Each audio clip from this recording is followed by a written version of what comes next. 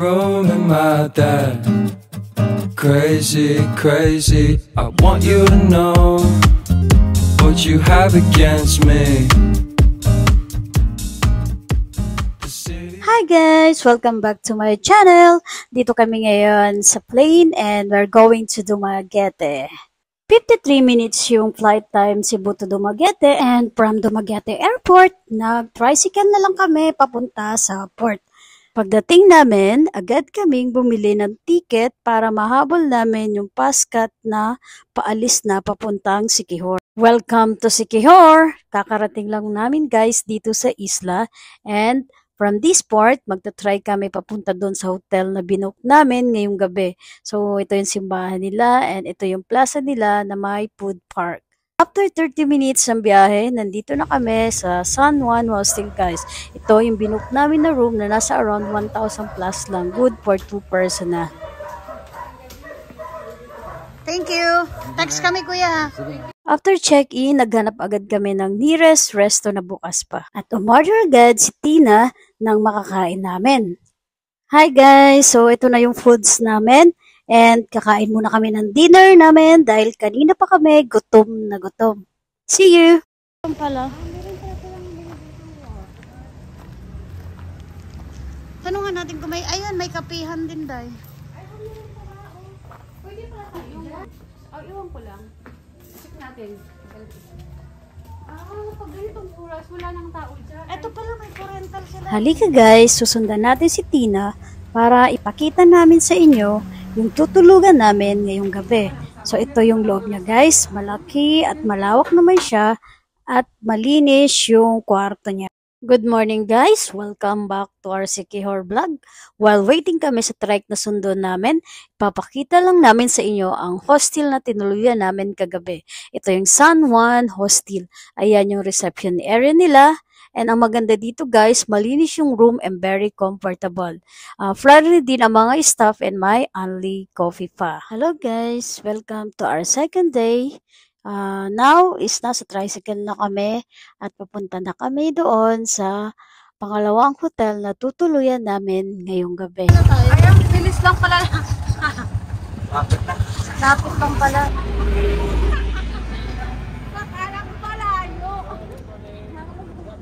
Welcome to Tropical Fantasy Rental. So, ito yung accommodation namin ngayong gabi. So, mag-check-in muna kami guys and later on mag-tour na kami.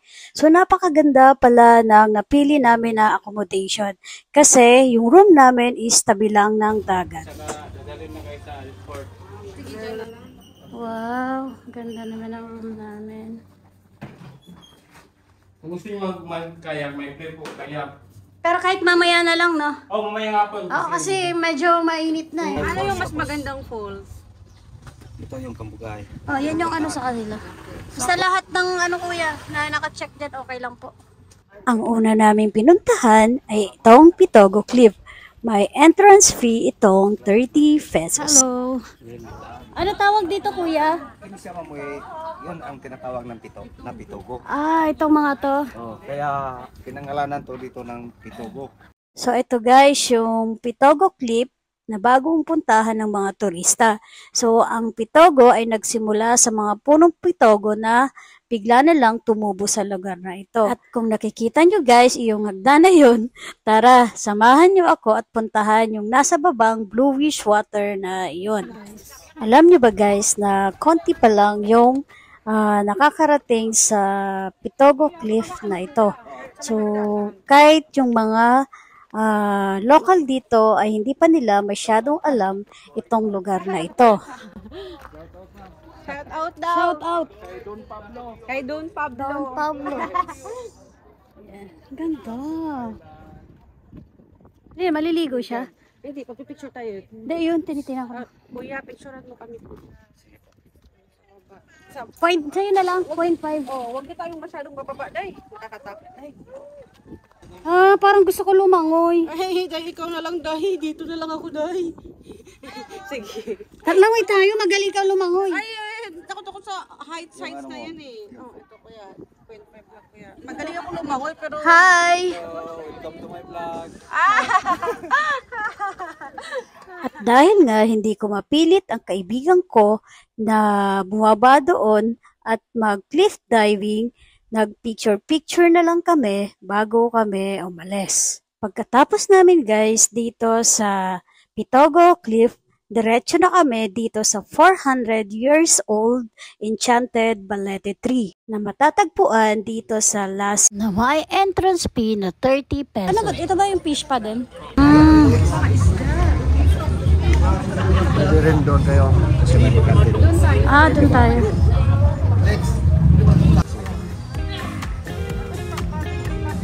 This Balete Tree is a magical spot where you can unwind and let tiny fish pamper your feet in a natural fish farm.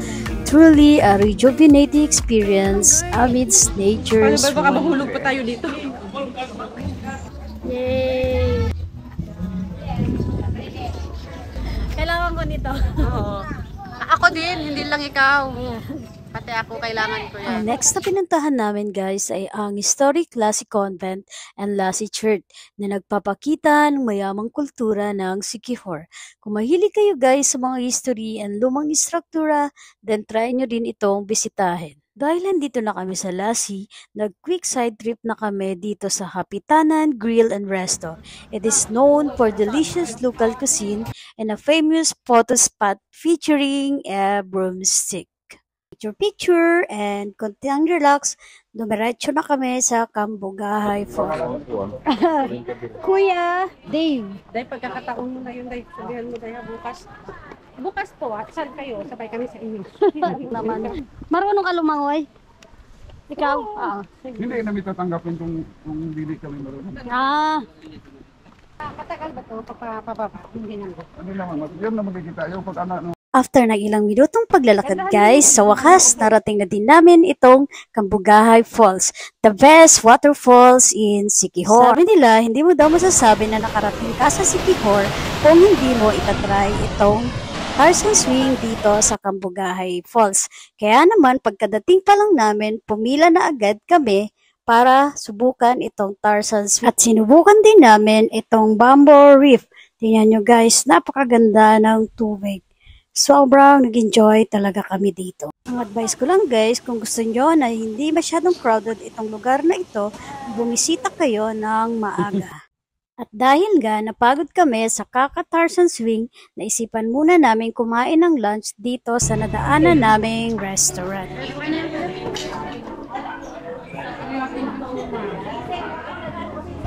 After namin kumain ng lunch, diretso na agad kami guys dito sa susunod naming destinasyon. Ito ay ang Salugdoong Beach na matatagpuan dito sa Barangay Maria, Siquijor.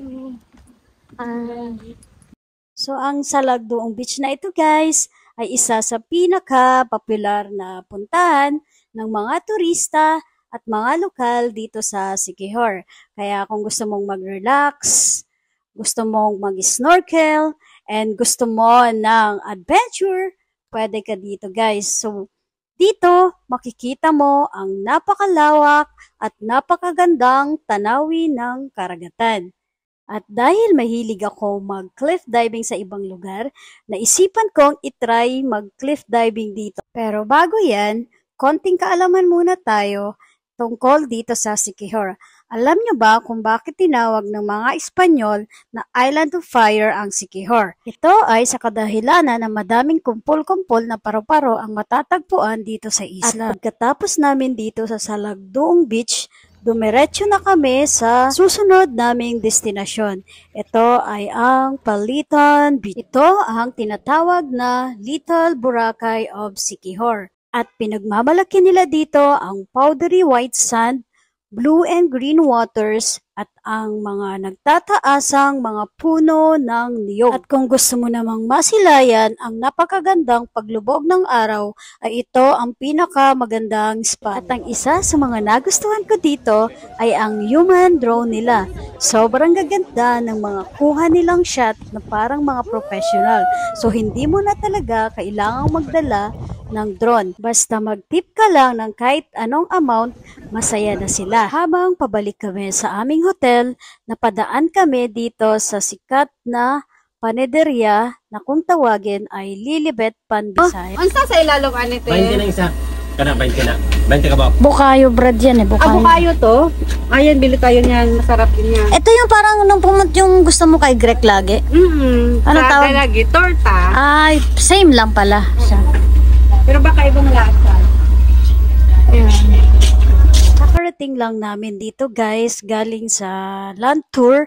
Pero hindi pa ako pagod, kaya itutour ko muna kayo dito sa aming room. So ito yung CR, at ito yung dalawang beds namin. At sa labas naman nitong room namin ay may isang terrace na kung saan ay pwede kang tumambay at pagmasdan ang napakagandang sunset view. Kung gusto naman naming maligo ay madali lang kasi ilang hakbang lang nasa dagat na kami. Para lalo pa naming ma-enjoy ang napakagandang tanawin na ito, ay pumunta pa kami sa gitna upang antayin ang tuluyang paglubog nito. Grabe guys, sobrang nakakawala talaga ng stress ang lugar na ito. At talagang hindi pa kami napagod kasi after ng panonood namin ng sunset watching, ito naman ang sumunod namin na activities, ang kayaking. Ba't ang galing niyang mag-ano?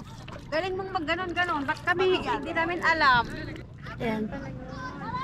Ako lang taga-video mo. After ng isang araw na activities, I think guys, deserve naman namin na mag-chill-chill ngayong gabi. Ja, gising ka na. May araw na. Ang ganda na sa labas. Crazy, crazy. I want you to know what you have against Hello guys, so it's our third day. So, ang ginawa lang namin ngayon ay magmotor, ikutin itong buong isla ng Siquijor. Naglakad-lakad kami kahapon eh. Nakita na namin yung mga nag-ano sa akin. Sabi, ma'am, feel tayo. Ay, tapos na. Inaaya kami, ano daw, Joy. Ay, ano pala siya? May pool. Malawak. Yeah. because of all of the lies. Yeah, you don't need to disguise your face. Your face. I just want you to know that I am rooting for you. It's okay. It's okay.